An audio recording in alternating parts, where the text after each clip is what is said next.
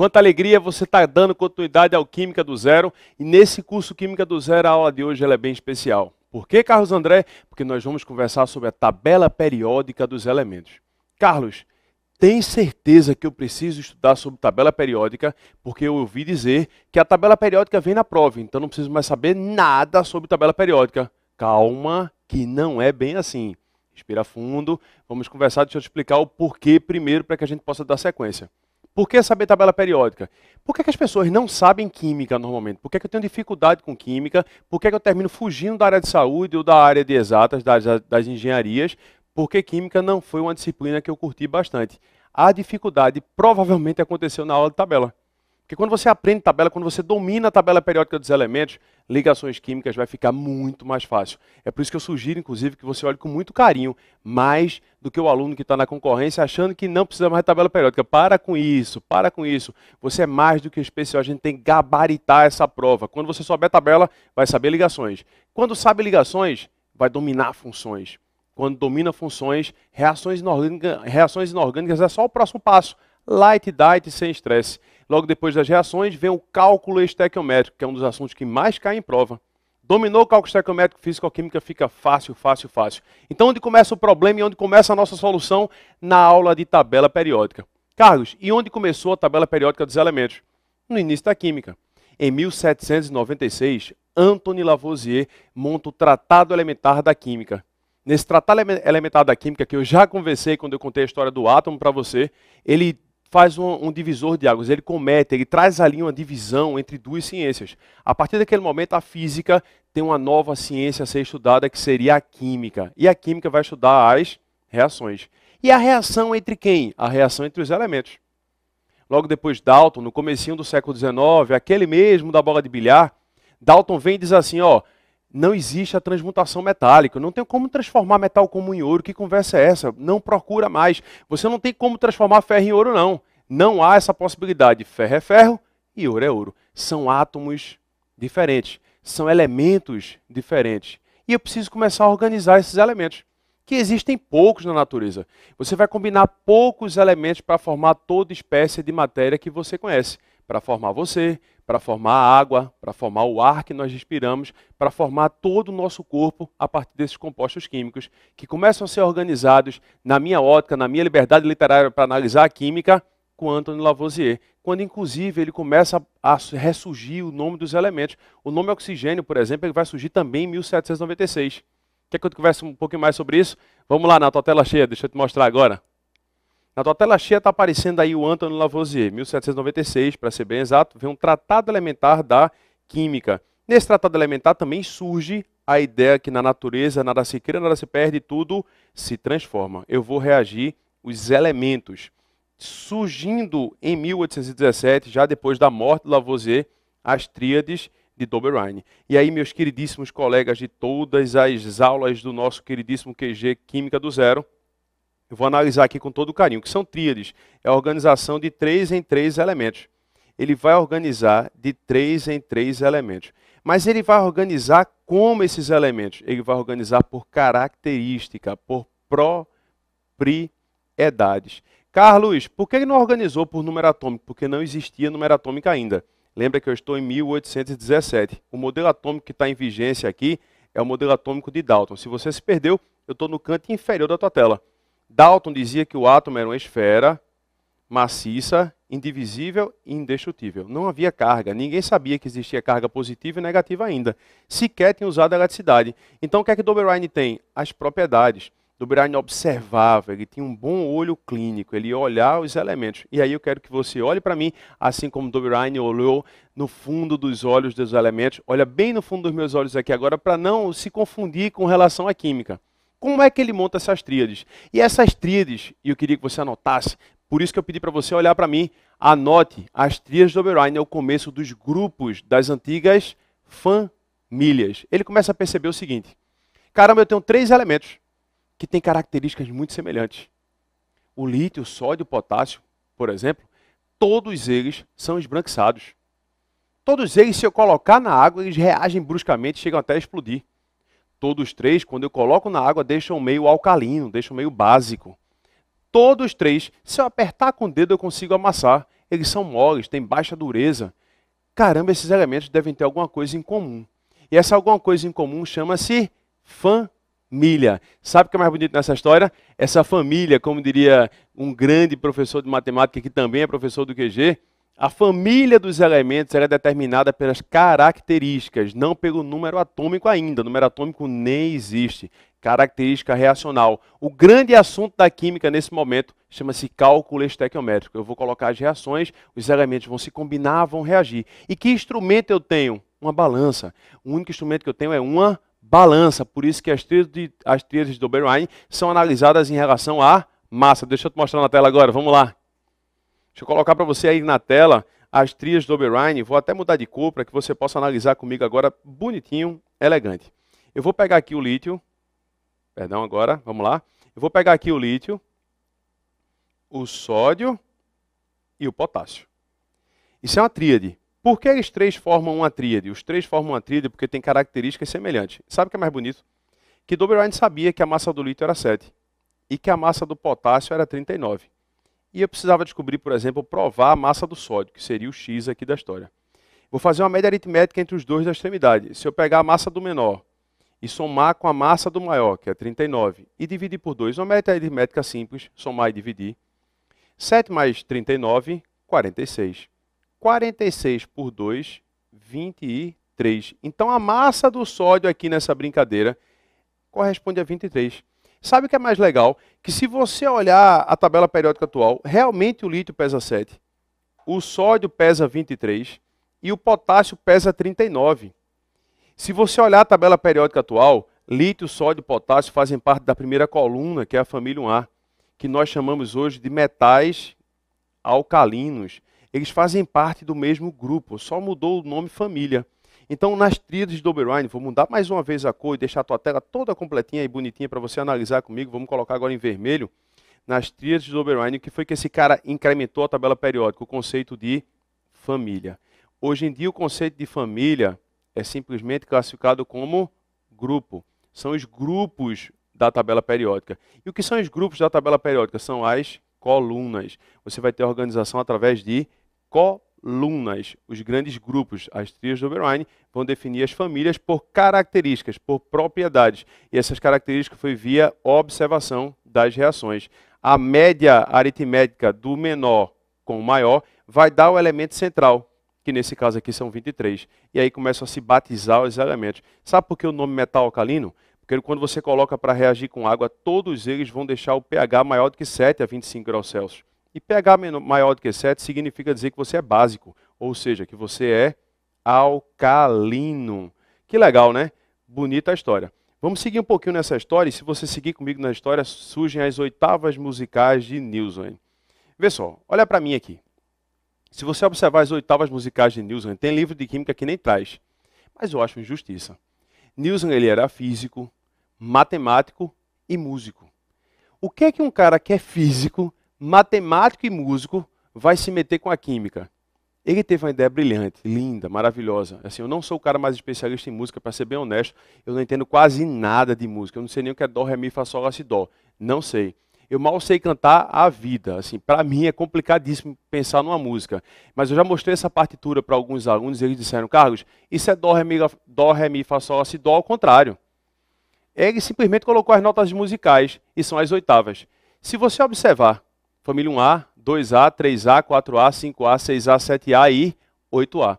Existem 8 famílias nos elementos representativos que correspondem às notas Dó, Ré, Mi, Fá, Sol, Lá, Si, Dó. Mas eu não consigo. Não entra na minha cabeça. Eu não consigo aceitar, em hipótese alguma, que Nilsson, quando foi montar a tabela musical, as oitavas musicais de Nilsson, uma tabela periódica musicada que seria só Dó, Ré, Mi, Fá, Sol, Lá, Si, Dó. Não, não. Eu fico imaginando, assim, na minha doce inocência musical, na minha falta até de conhecimento musical, eu fico imaginando as notas musicais passando na frente de Nilsson, e ele imaginando ali uma linda sinfonia, como uma sinfonia de Beethoven, como um bolero de Ravel, um tan, tananã, tananã, tananã, e aí vai, para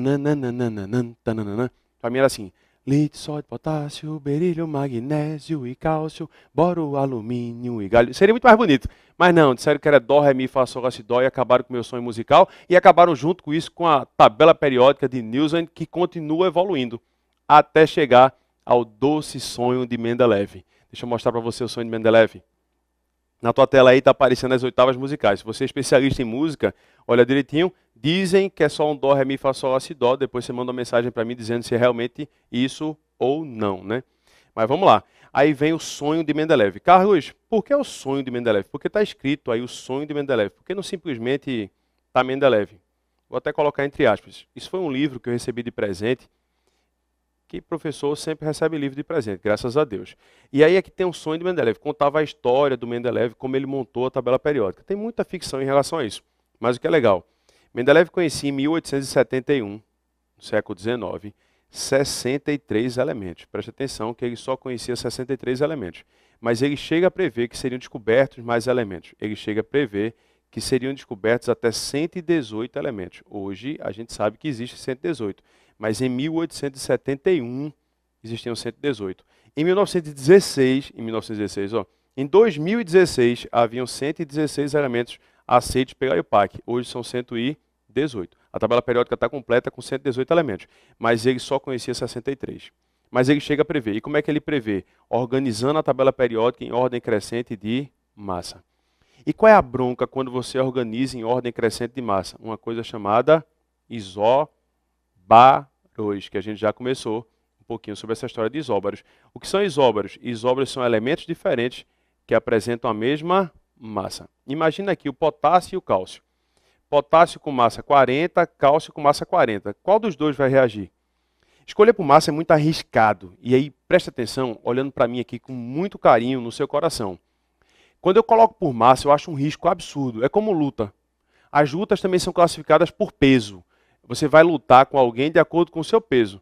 Mas eu não acho muito honesto, não. Devia ter algumas outras referências, além do peso. Você pode até me explicar um pouquinho mais sobre isso. Ah, o cara tem 100 quilos, o outro também tem 100 quilos. Mas um é todo trocadinho, baixinho, tá muito forte, mas pequenininho. E o outro tem envergadura de 5 quilômetros. O cara estica o braço, atinge o outro no outro lado do octógono. Aí não é justo. Porque com a envergadura, com o chute, ele já acertou o outro. Esse é um risco muito grande por classificar por massa. Que é um conceito ainda mais forte para você guardar. Qual o seu peso? Não vi não. Você não está falando por quê? Responde para mim, qual o seu peso? Vai, é segredo, eu não vou contar para ninguém não.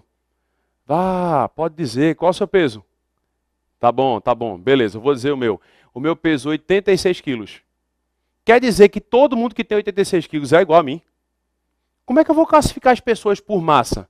Ah, todo mundo que tem 86 quilos é a mesma coisa. Já tem uma frase que me irrita muito dizendo que todos os homens são iguais. Não são. Isso é classificar por massa. Os elementos você não pode classificar por massa. Existem características e propriedades distintas, mas todas as tabelas periódicas foram organizadas por massa até chegar ao século XX. A tabela periódica de Mendeleev, que muita gente acha que é a tabela periódica atual, que não é. Muita gente acha. A tabela periódica atual é de Mendeleev, não é. A tabela periódica atual é de Moseley, é do século XX, 1914. Ela tem um pouco mais de 100 anos. Você tem que ter muito cuidado com isso. A tabela de Mendeleev é organizada em ordem crescente de massa. Carlos, por quê? Porque o número atômico só vai ser descoberto em 1911. Veja, se eu estou em 1871, não precisa se preocupar com data, não se preocupa com isso, mas se eu estou em 1871 e o número atômico vai ser descoberto em 1911, como é que eu vou classificar por número atômico? Isso é impossível. Eu não teria como classificar por número atômico se não existia. O que é que ele tinha? Massa, ele tinha balança, eles trabalhavam em estequiometria, leis ponderais, muita reação, muita observação. E Mendeleev ele chega a organizar os elementos, os 63 elementos que ele conhece, utilizando um fichário. Fichário é coisa do passado, mas antigamente era muito comum você ter uma ficha, botava a foto lá da pessoa e todos os dados cadastrais da pessoa naquela ficha, um papelzinho. Hoje em dia está tudo informatizado, mas tinha um fichário. E Mendeleev tinha um fichário dos elementos. E aí ele começa a organizar como quem está jogando paciência. Com certeza você já jogou paciência alguma vez na vida. Ele vai organizar como se estivesse montando um jogo de paciência. E começa a perceber que quando ele organizava como as tríades de Dobereine, quando ele organizava esses elementos por ordem crescentes de massa, por características reacionais, ele montava os grupos e chegou a prever espaços vazios. Ó, existe um espaço nessa tabela aqui que não está sendo preenchido agora, mas um dia isso vai ser descoberto. Não sei se na Terra, não sei se fora da Terra, mas um dia ele será descoberto. Realmente passou algum tempo, de 1871 até chegar a 1914. Em 1914, Henry Moseley, após descobrir o número atômico, ele monta a tabela periódica atual e é a mesma tabela periódica que seu avô estudou, que sua avó estudou, que seu pai estudou e que você também está estudando. Vamos lá? Deixa eu te mostrar agora na tela.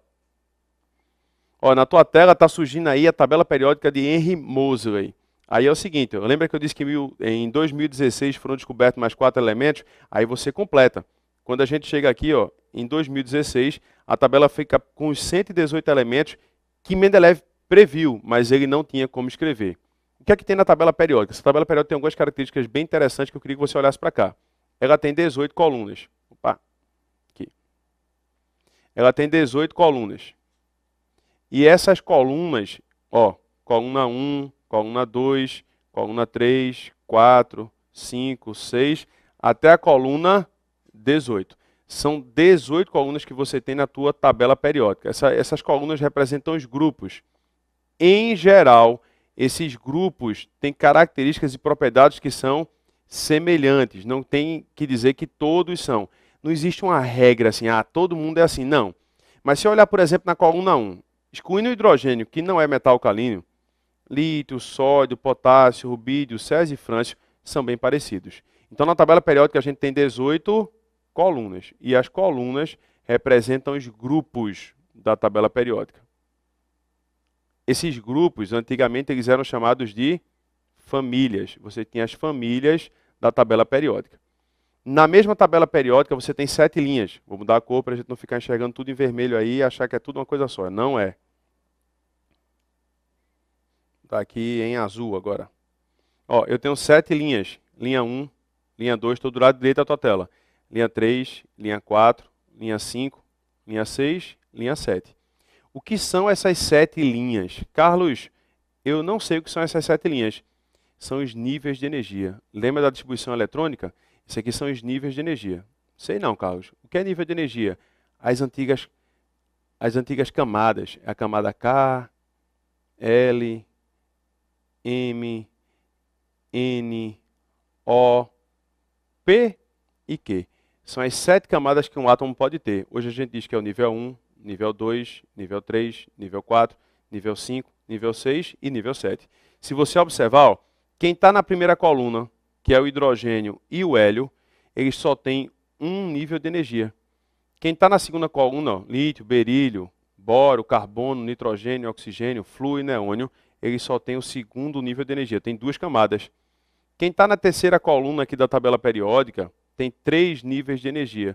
Ou seja, os elementos que estão na primeira camada só tem a camada K, camada L, camada M.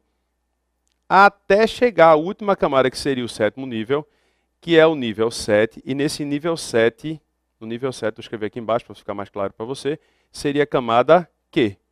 São os 7 níveis de energia. São as 7 camadas que você pode apresentar na tabela periódica.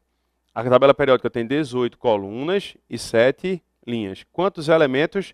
Atualmente, 118 elementos aceitos pela IUPAC. Inclusive, a tua tabela periódica está muito ajustada aí, está toda lindinha para você. Se você apagar toda a slide. Se você observar, inclusive, os últimos elementos da tua tabela periódica aqui, ó, já estão com nome. Não está mais aquele prefixo grego, o N, que é o primeiro a se dar do nome. Já tem o nome dos elementos aqui. Então ela está completa já com os 118 elementos. Está mais do que atual essa tabela periódica. Até porque ela é a versão de 28 de novembro de 2016. E essa versão é a versão que está atualizada pela IUPAC com os últimos 4 elementos descobertos. Tá joia? Certo, Carlos? E aí? E aí que essa tabela periódica ela pode se dividir em grandes grupos. Como assim em grandes grupos? Deixa eu te mostrar. Mas aí apareceu um bocado de coisa colorida, e antes de falar dessas coisas coloridas, eu queria que mais uma vez você olhasse para mim. Eu vou dividir a tabela periódica agora em grandes grupos. Lembra que cada coluna representa um grupinho, né? Metal alcalino, alcalino terroso, família do boro, carbono, nitrogênio, calcogênio, halogênio e gases nobres. Tem nome, inclusive. Mas existem os grandes grupos, que têm propriedades semelhantes. Por exemplo, se você fala do ferro e do cobre, não fazem parte da mesma família, eles não fazem parte do mesmo grupo, mas têm propriedades semelhantes. O ouro, a prata, a platina, o paládio, todos eles têm propriedades que são semelhantes. Eles fazem parte de um grande grupo da tabela periódica. E esse grande grupo da tabela periódica são os metais. Deixa eu te mostrar agora na tela os grandes grupos que você pode ter, mostrar as separações, depois a gente vai estudar um por um, sem pressa nenhuma. Vamos lá na tela cheia? Na tua tela aí, ó, eu tenho os grandes grupos. E o primeiro grande grupo é engraçado. Não é um grupo, é um elemento sozinho, né? Coitado. O que é que esse cara está fazendo sozinho aí? É o hidrogênio. Carlos, por que é que o hidrogênio está só? Porque o hidrogênio faz parte da primeira coluna? Faz. É da antiga família 1A? Não, não é. O hidrogênio não pode ser dito como sendo um metal alcalino. Se você disser, o hidrogênio é um metal alcalino, você errou. O hidrogênio não é um metal alcalino. Então, o primeiro elemento para a gente estudar e guardar no coração é justamente o hidrogênio. O hidrogênio não tem família. Qual é a família do hidrogênio? Ele é sozinho. Não tem pai, não tem mãe, não tem irmãos. Por isso que ele é tão desenrolado. Se você observar o hidrogênio, ao invés de ficar chorando e reclamando da vida, ele apresenta carga positiva e também apresenta carga negativa. O hidrogênio pode formar ligação iônica e pode formar ligação covalente. O hidrogênio é um espetáculo. O hidrogênio forma ligações iônicas. Você tem ligação iônica sendo formada por hidrogênio, mas também tem ligação covalente. Ele tanto pode perder elétron ficando positivo, como pode ganhar elétron ficando negativo. Se eu pegar o hidrogênio, o número atômico do hidrogênio é 1. Inclusive, você tem que saber decorar desse carinha, tá? Distribuição eletrônica do hidrogênio, 1s1. O que isso quer dizer? Que o hidrogênio ele apresenta um próton e um elétron. Não tem nem nêutron. Se você observar o hidrogênio, eu tenho um núcleo que é formado por um próton apenas. E ao redor desse núcleo, eu tenho um elétron girando. Aí vê, o que significa H+? Deixa eu colocar em outra cor aqui para você analisar comigo. O que significa esse H+? O que significa esse H+ aqui? O H+ significa dizer que você perdeu um elétron. Caramba, o cara só tem um elétron e perdeu o elétron que ele tinha. Estou cortando aqui. Se ele perde um elétron, ele só vai ser um próton. É por isso que a gente diz que H+ é igual a um próton. A gente usa muito isso em conceitos modernos de acidez e basicidade. Então já guarda no coração. O H+ é igual a um próton. Quando eu digo, ó, formei um H+, eu sou um ácido de arrênios, eu sou uma substância que liberou um H+ na presença d'água. Você liberou um próton na presença do H+, porque o hidrogênio ele só tem um próton e um elétron. Então, se você perder o elétron, vai sobrar simplesmente um próton. E quando ele fica H-, quando ele fica aqui com essa carga negativa, significa dizer que ele ganhou. Ganhou o quê, Carlos? Ganhou um elétron. Aí é tão especial quanto, porque veja, se ele tem um S1, estou na distribuição eletrônica, no canto superior da tua tela do lado direito, recebi um elétron. O cara que tem um elétron e ganha mais um. A distribuição eletrônica dele ficou o quê? Mudar de cor outra vez. A distribuição eletrônica dele ficou igual a 1s2. A distribuição eletrônica do hidrogênio, quando ele ganha um elétron, quando ele se transforma em H-, passa a ser 1s2. E o que é que tem de especial quando ele tem distribuição eletrônica 1s2? Ele fica igual a esse elemento aqui, ó, o hélio. E o hélio é um gás nobre. Em resumo, quando o hidrogênio recebe um elétron e fica H-, ele se torna igual a um gás nobre. Porque o hélio ele tem distribuição eletrônica 1s2. O número atômico do hélio é 1s2. O número atômico dele é 2 e a distribuição eletrônica dele 1s2. O hélio ele é um gás nobre. E quando o hidrogênio recebe esse elétron, ele fica rigorosamente igual ao hélio. Então, nesse momento da aula, eu queria que você entendesse que hidrogênio e hélio, vou apagar tudo, qualquer coisa dá um printer na tua tela, ou pausa um pouquinho. O hidrogênio e o hélio, eles são especiais. E por que é que eles são especiais? O hidrogênio porque tem número atômico 1, distribuição eletrônica 1s1 e não tem família. O hélio porque tem distribuição eletrônica 1s2, mas faz parte da família 8A. O hélio é um gás nobre. Se o cara disser assim, Carlos, então o hélio não é um gás nobre. Opa, o hélio é sim, o hélio é nobre. Não tira a nobreza dele não, ele é nobre. Já o hidrogênio não tem família. Por não ter família, ele se vira, ele pode ter carga H+, e pode ter carga H-. Quando ele é H+, ele é igual a um próton. Quando ele é H-, ele é igual ao hélio. Beleza? Guarda no teu coração. Só que tem outro grande grupo que eu queria conversar com você. Vê, se eu dividir aqui, na realidade existem outros grandes grupos, que eu só vou dividir a tabela periódica agora aqui no passo a passo para a gente analisar. Tem esse grupo que está em azul aí na tua tela. Esse grupo é chamado de grupo dos metais. É o maior grupo da tabela periódica e daqui a pouquinho a gente vai conversar sobre as propriedades e características de cada um desses metais. Eu tenho um grupo que está em vermelho. Esse grupo que está em vermelho é classificado como A metais. O que é esse A? Esse A é um prefixo grego de negação. Isso é não. Ametal significa não metal. Você ainda tem, dá de cor novamente aqui, deixa a tua tabela toda colorida agora. Você ainda tem aqui, ó, nessa coluna verde, o que a gente chama de gases nobres ou raros. Esses aqui são os gases que são nobres. Está sentindo falta de alguma coisa da época que você estudou tabela com todo o carinho do mundo? Estou, Carlos, estou sentindo falta de alguma coisa. Cadê aqueles caras que eram chamados de semimetais ou metalóides? Presta atenção. Semimetais ou metalóides estão por aqui.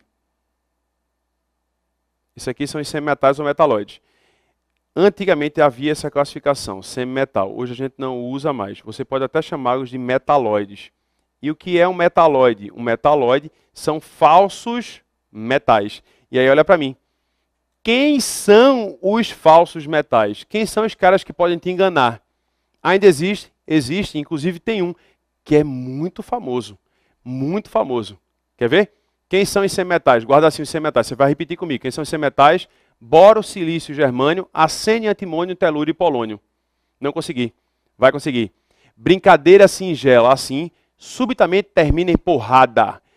Brincadeira singela assim, subitamente termina em porrada. O que é isso? São os semimetais ou metalóides.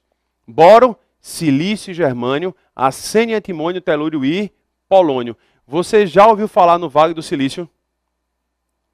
É um metalóide. O silício é um elemento que tem propriedades intermediárias entre um metal e um ametal. Aí tem algumas características que o torna extremamente importante na construção dos primeiros computadores.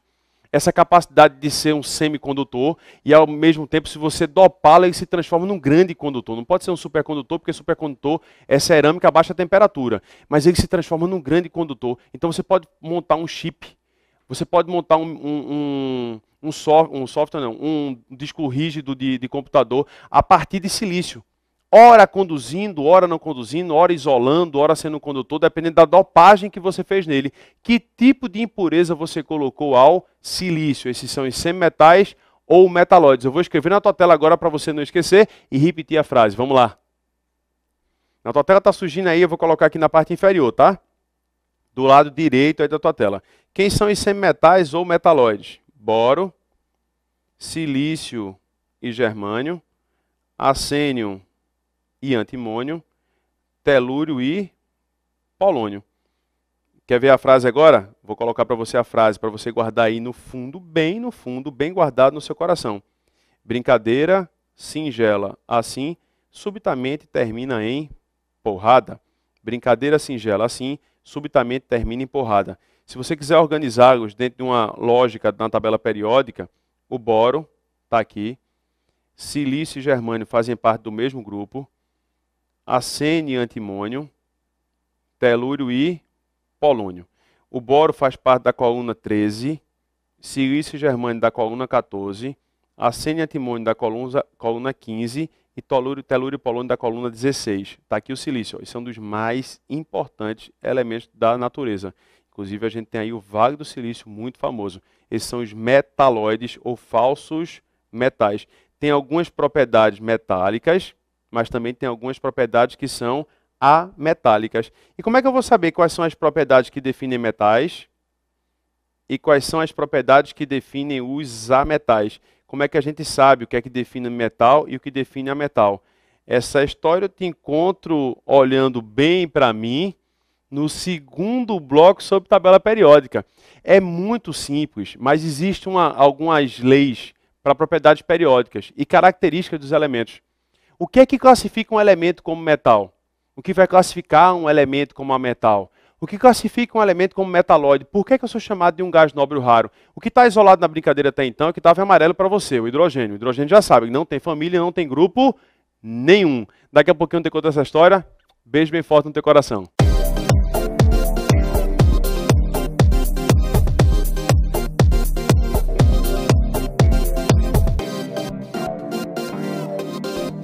Eu te prometi falar sobre os grandes grupos da tabela periódica, eu não vou te deixar na mão. O primeiro grande grupo são os ametais. O que caracteriza os ametais, ou o que caracteriza os metais, os metalóides e os gases nobres? Um por um agora, cada uma dessas propriedades, que também correspondem às propriedades da matéria.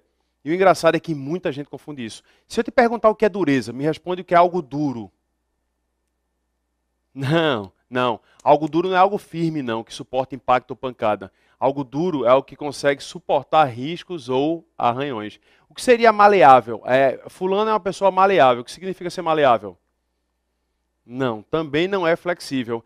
Alguém maleável não quer dizer que é flexível. Ser maleável significa dizer a capacidade que você tem de se transformar em lâminas. E aí eu preciso agora, no passo a passo, com calma, falar sobre essas propriedades para que você não confunda mais nenhuma delas. O grande grupo que a gente vai analisar nesse momento são os metais. O que define os metais? Quais são as principais características dos metais? Vamos lá, na sua tela. Na sua tela está aí, esse grupo em azul, esse grupo gigantesco da tabela periódica são os metais. Deixa eu só ver a cor que a gente está aqui, porque eu vou colocar em amarelo para a gente analisar bonitinho. Todos os metais têm uma característica, eles são sólidos. Carlos, todos? Bem, se a gente considerar que estamos a temperatura ambiente, todos, menos um. A exceção a essa brincadeira aqui é o mercúrio. O mercúrio é o único metal que é líquido, mas os metais, em geral, são sólidos. Todos, menos o mercúrio, que é aquele que o pessoal usa em termômetro, aquele mercúrio, que é altamente tóxico. Todos os metais apresentam a característica de brilho. Se você der um polimento no metal, ele consegue refletir a luz. Então, metais são sólidos e metais apresentam brilho característico. Metais, em geral, têm alto ponto de fusão e alto ponto de ebulição. Dificilmente você vai conseguir derreter um metal a baixa temperatura, a não ser o mercúrio, que tem um ponto de fusão muito baixo. Mas o ponto de fusão e de ebulição, em geral, é muito alto. Isso é característica geral. Metais são bons condutores de calor. Preste atenção, eles conduzem bem o calor, eles conseguem propagar bem o calor e a eletricidade. Carlos, eletricidade, quase que não sai. Por que eles conduzem tão bem o calor e a eletricidade? Porque tem uma hashtag para os metais. A hashtag dos metais significa nuvem eletrônica. Se aparecer para você nuvem eletrônica ou elétrons livres, pode marcar sem medo de ser feliz que ele está falando sobre os metais. Metais eles têm a capacidade de deixar esses elétrons livres. E esses metais livres eles conseguem transitar, eles conseguem migrar de um lado para o outro. E nesse trânsito dessas cargas, você tem a condução de calor e de eletricidade. Mas não é só isso não. Metais em geral apresentam alta dureza. E o que é dureza, Carlos? É a capacidade que você tem de suportar riscos ou arranhões. Dificilmente você consegue riscar ou arranhar um metal. Aí olha para mim, porque vê, tem uma exceção nessa brincadeira, a gente tem que ter cuidado. Dureza é a capacidade que você tem de suportar riscos ou arranhões. Muita gente confunde isso. Se eu pegar um piloto e riscar um quadro, se eu pegar um giz e riscar um quadro, e te perguntar quem está riscando quem? O quadro está riscando o giz ou o giz está riscando o quadro? O quadro está riscando o giz. O quadro está riscando o teu pincel atômico. O quadro não está sendo desgastado. Se você observar, a gente vai lá, passa um paninho, ou passa um apagador e tira a tinta do piloto.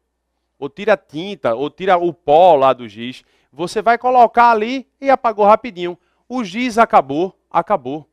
O marcador acabou, acabou, está se desgastando. E o quadro? O quadro não, porque o quadro é mais duro. O quadro consegue suportar o risco ou o arranhão. Carlinhos, e qual é o elemento mais duro da natureza? É o metal? Por incrível que pareça, não. O elemento mais duro da natureza não é o metal. O elemento mais duro da natureza é o diamante, é o brilhante. Carlos, o meu noivo ou meu esposo me deu um anel de brilhante e o brilhante está arranhado. Veja, ou ele foi enganado, ou você tem outro brilhante em casa com a ponta menor, mais fino, com a área menor e conseguiu arranhar. Só quem consegue arranhar um diamante é outro diamante. Se você pegar um anel de diamante, ou pegar um diamante e sair riscando, passando numa parede, numa lixa, em qualquer lugar que você queira passar, não vai arranhar. Por que não vai arranhar? Não vai riscar, porque ele é o elemento mais duro da natureza. Já o vidro, a zircônia que o pessoal usa para colocar no anel, esse arranha sim. Em vidro de relógio, num relógio lá, um relógio que é uma joia, o pessoal coloca safira. Por que coloca o vidro de relógio de safira? Porque tem uma dureza muito elevada. Você vai dificultar os riscos ou arranhões.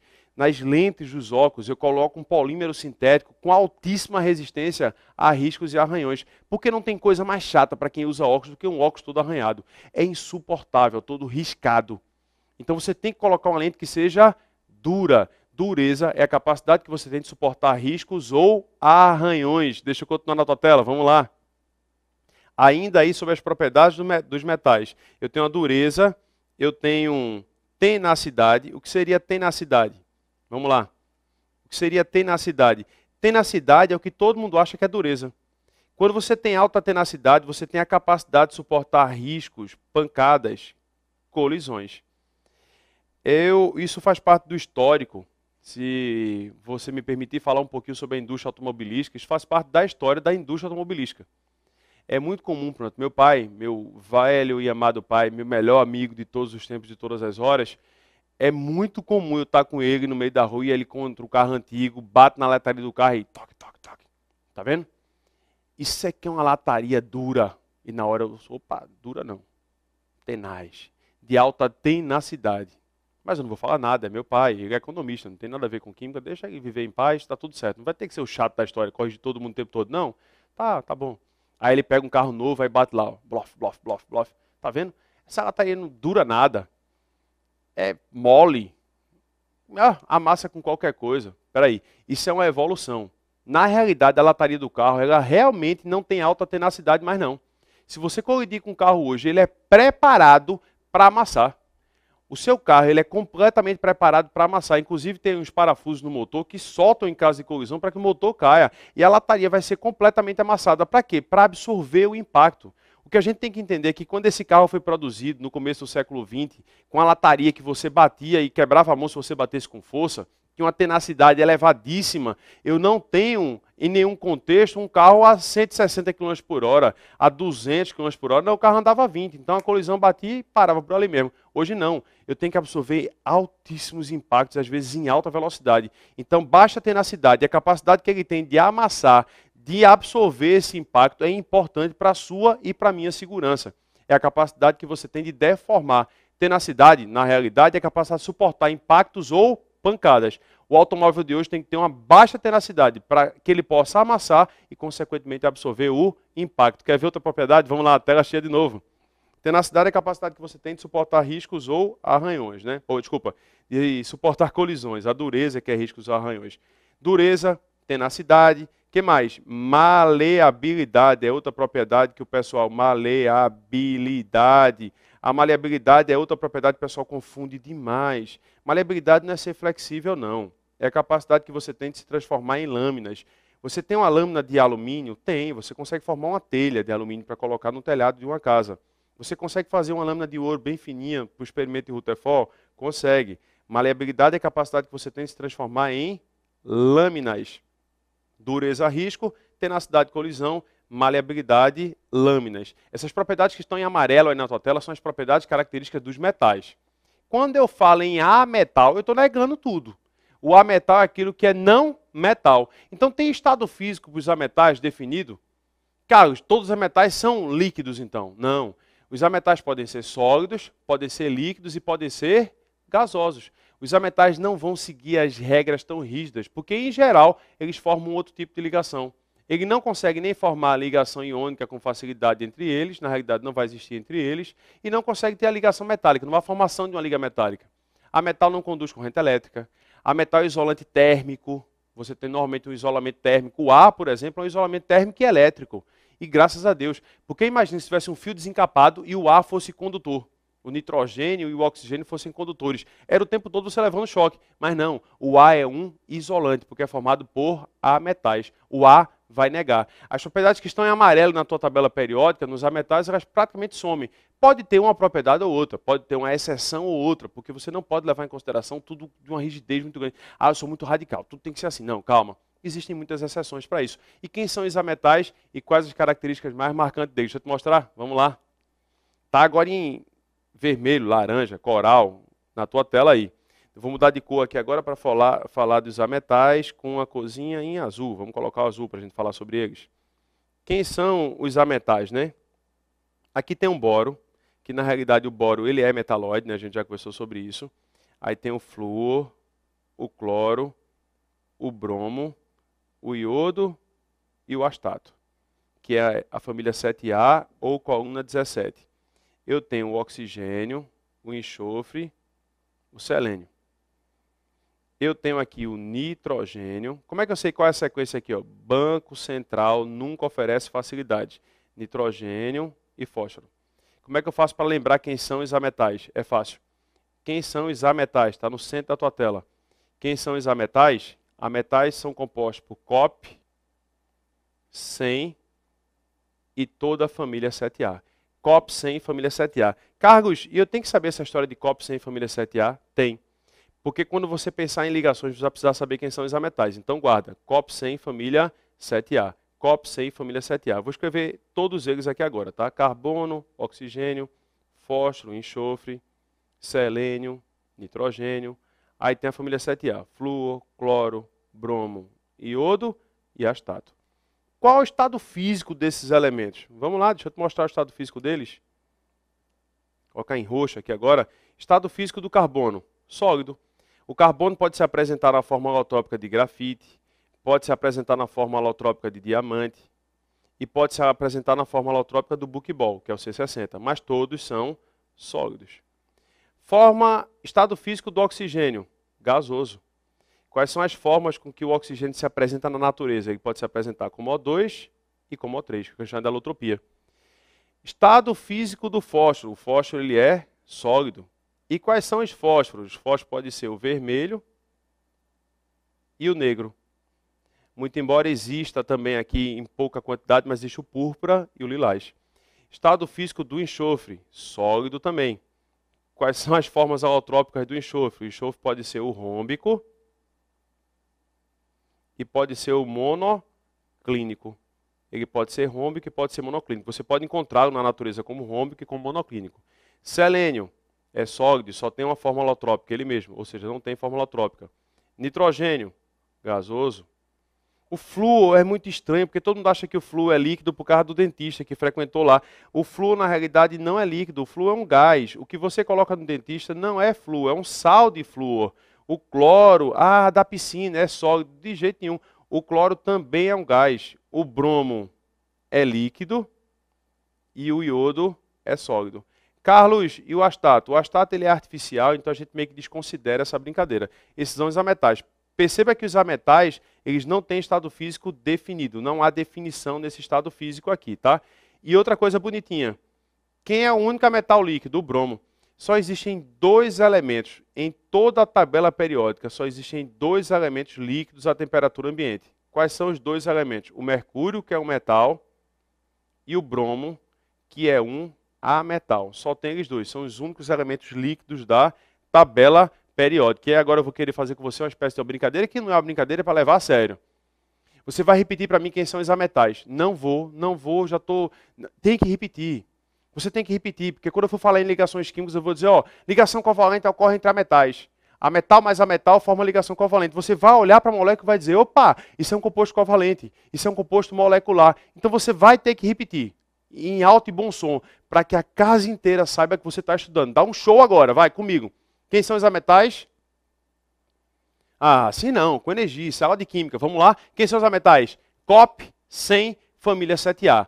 COP, 100, família 7A. COP, 100, família 7A. Quem são os ametais? COP, 100, família 7A. Quem são os ametais? COP, 100, família 7A. Carbono, oxigênio, fósforo, enxofre, selênio, nitrogênio, flúor, cloro, bromo, iodo e astato. A família 7A tem uma frase, né?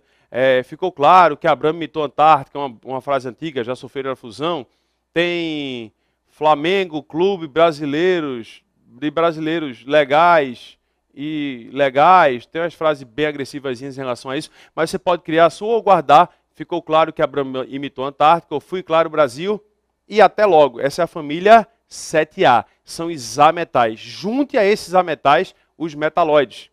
Boro, silício e germânio, arsênio, antimônio, telúrio e polônio. Junte os dois. Quem são os metalóides? Brincadeira singela assim, subitamente termina em porrada. Não é química do zero? Vai com calma. Coloca os tijolos para montar o nosso castelo de príncipes e princesas para herdar a nossa vaga na universidade. A coroa que nós vamos herdar é a vaga na universidade. E os gases nobres? Deixa eu te mostrar os gases nobres e falar sobre eles. Vamos lá. Quando a gente fala em gases nobres ou raros, vou dar a cor novamente aqui. Caramba, minha tela está super carregada. No final você tira um print. Quando a gente terminar, você tira um print e guarda por toda a eternidade. E quando você concluir o seu curso superior, você manda para mim.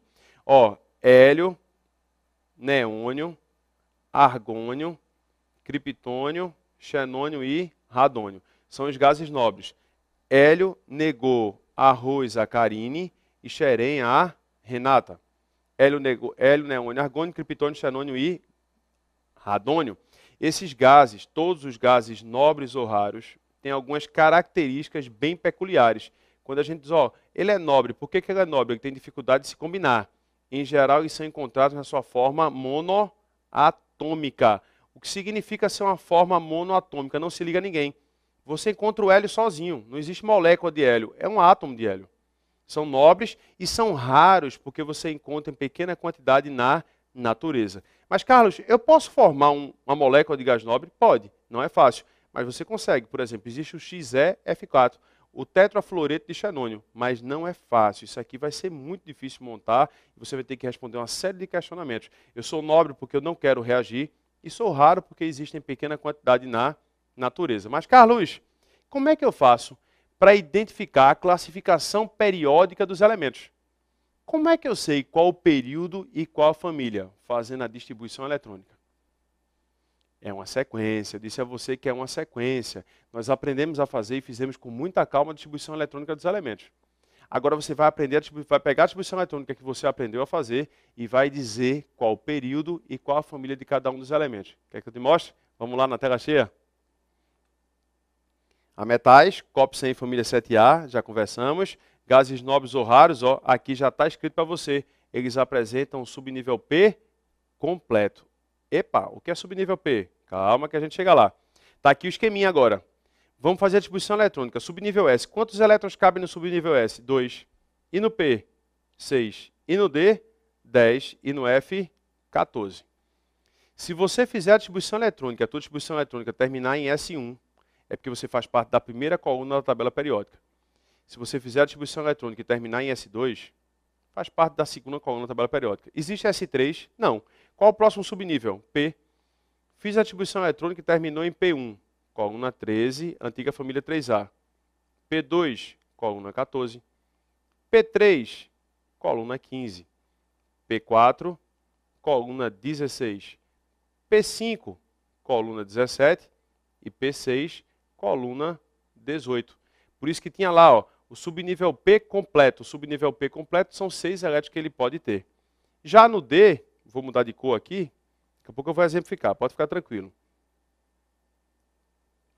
O D, eu posso ter D1, D2, D3, D4, opa, cuidado com D4, D5, D6, D7, D8, D9, Carlos, D9, oi, opa, cuidado aí, D9 e D10. Existem duas exceções aqui no subnível D, que seria o D4 e o D9. Deixa eu exemplificar tudo que está na tua tela agora para a gente trabalhar com calma. Primeiro cuidado que você tem que ter, o hidrogênio. Distribuição eletrônica do hidrogênio, 1s1. Se terminou em S1, é porque ele faz parte da primeira coluna da tabela periódica. Ok. Segundo elemento problemático aí, o hélio. Distribuição eletrônica do hélio, 1s2. Olha no canto esquerdo agora. Se terminou em S2, qual era para ser a coluna do hélio? 2, mas não é. O hélio faz parte da coluna 18. Ele é um gás nobre. E aí eu te aconselho a olhar bem no fundo dos meus olhos. Olhe bem no fundo dos meus olhos azuis. Tá vendo os meus olhos azuis? Que é isso? Olha direito. Bem no fundo dos meus olhos azuis e guarde a distribuição eletrônica do hélio. Se aparecer para você, vou falar baixinho para ninguém ouvir na concorrência, vai que o vizinho aí está querendo ouvir a aula. 1s2, distribuição eletrônica parou em 1s2. É metal cálcico terroso? Não, é o hélio, é um gás nobre. Mesmo que ele não coloque o símbolo, mesmo que ele não escreva que é o hélio, você tem que saber que 1s2 é o hélio. Isso, 1s2 é o hélio. Vamos voltar para a tela? Vamos lá. Na tua tela, na distribuição eletrônica. Vou pegar um elemento agora aqui um pouquinho maior. Inclusive, vou mudar de cor. Opa, Espera aí, desculpa. Deixa eu voltar aqui. Pronto. Vou dar de cor para você agora aqui. Vermelhinho. Vamos pegar o sódio. Número atômico do sódio 11. A gente já aprendeu a fazer distribuição eletrônica, né? 1s2, 2s2, 2p6, 3s1. Ei, se terminou em S1, qual é a família do sódio? 1A, que faz parte da coluna 1 da tabela periódica. E qual o período dele, ó? Período 1, período 2, período 3. Aí vem para cá, no canto esquerdo agora. Período 1, período 2, período 3. O sódio faz parte da primeira coluna da tabela periódica e está no terceiro período. Entendi não, Carlos? Vamos lá? Vamos colocar outra agora aqui. O cálcio, número atômico do cálcio, 20. Distribuição eletrônica do cálcio, 1s2, 2s2, 2p6, 3s2, 3p6, 4s2. Ei, a distribuição eletrônica do cálcio terminou em 4s2. Terminou em S2. Se terminou em S2, qual a coluna dele? 2A. Ele faz parte da coluna 2, antiga família 2A. Qual o período dele? Ó, primeiro período, segundo período, terceiro período, quarto período. Olha para o canto esquerdo agora. Primeiro período não tem ninguém. Segundo período, terceiro período, quarto período. Só apagar esse carinha aqui que está no lugar errado. Só apagar ali esse 2. Borrachinha. Pronto. Canetinha agora. Vamos lá. Ó, período 2, período 3, período 4. O cálcio está aqui. No quarto período, ou seja, na quarta linha, ó, linha 1, linha 2, linha 3, linha 4. Ele está na quarta linha da segunda coluna, porque a distribuição eletrônica dele termina em S2. Simples assim. Se eu pegar um gás nobre, se eu pegar aqui o neônio, número atômico do neônio 10, distribuição eletrônica do neônio, 1s2, 2s2, 2p6. P6, ei, quando termina em P6, eu faço parte da coluna 18. Exatamente.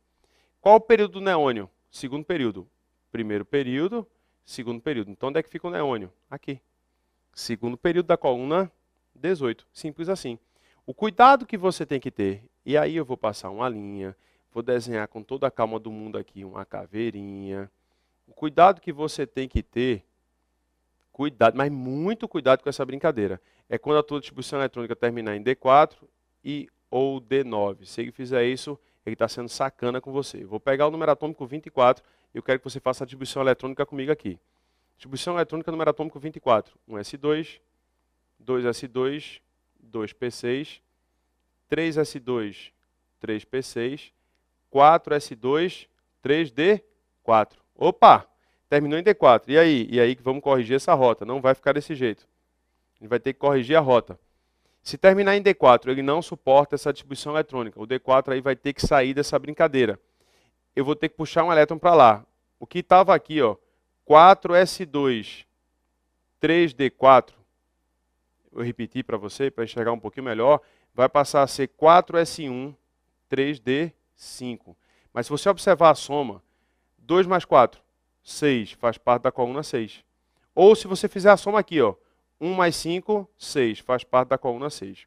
Um outro cuidado que você tem que ter nessa distribuição eletrônica. Eu fiz a distribuição eletrônica e fui fazendo, cheguei aqui em 3p6, 4s2, 3d4. Corrigi, Carlos. Ficou 4s1, deixa eu só apagar e fazer a correção. Eu corrigi. Eu tirei esse 2 daí e tirei o 4 e coloquei certinho. Coloquei o S1 e D5. Certo, mas qual o período e qual é a família desse cara que tem esse tipo de distribuição eletrônica? Fácil, fácil. Agora é o seguinte, ó, período é o maior número quântico que você tem. Você vem aqui e faz nível 1, nível 2, nível 3, nível 4, nível 5. Qual o maior dele? É o 4. Qual é a coluna dele? Some. Quanto é que dá 1 mais 5? 6. Ele está na sexta coluna, no quarto período. Ou seja, ele está na sexta coluna e na quarta linha. Aí eu venho aqui, sexta coluna, coluna 1, 2, 3, 4, 5, 6, está na sexta coluna. Linha 4, ele está aqui, ó. O elemento número atômico 24, ele está nessa posição. Ele está no quarto período da distribuição eletrônica D4. Só que o D4 ele não fica D4, ele rouba um elétron do S. Assim como o D9 também não fica D9. Deixa eu apagar a tela inteira aqui agora, para que a gente possa ter um pouquinho mais de espaço para que eu possa falar do D9. Espera aí, Carlos, eu preciso escrever. Pausa e tira um print. Simples assim. Apagar tudo agora aí. Deixa eu colocar o número atômico 29 para a gente. Vou pegar o número atômico 29. Distribuição eletrônica do número atômico 29. 1s2, 2s2, 2p6, 3s2, 3p6, 4s2, 3d9. Carlinhos, pode parar assim? Pode não, ó. Isso aqui é bronca. Caveira, caveira, caveira, se liga. E aí, faca na caveira. Se terminou em 4s2, 3d9, você vai puxar um elétron, vai ficar 4s1, 3d10. E você é fera, é um fera QG, está atento, está concentrado. Eu quero que você me diga agora. Você é um animal, vai destruir, vai gabaritar a tua prova. Eu preciso que você me diga agora qual o período dele. Qual o período e qual a coluna. Vai dizer as duas coisas. Eu não consigo, não. Consegue. Que conversa que não consegue? Vamos lá, ó. Coluna é nível 1, nível 2, nível 3, nível 3, nível 4. Qual é o maior nível que ele tem? O 4. O nível mais externo dele é o 4. Aí eu venho e faço, ó, nível 1, nível 2, nível 3, nível 4. Já achei a linha, nível 4, no canto esquerdo da tela. Qual a coluna dele? Some. Quanto é que dá 1 mais 10? Quando terminar a distribuição eletrônica em D, você soma. Quanto é que dá 1 mais 10? 11. Esse cara está na coluna 11. Aí eu venho e conto. Coluna 1, 2, 3, 4, 5, 6, 7, 8, 9, 10, 11. Ele está aqui, ó. Número atômico 29, ele está na coluna 11, no quarto período. Eu vou juntar essas duas informações e encontro o elemento.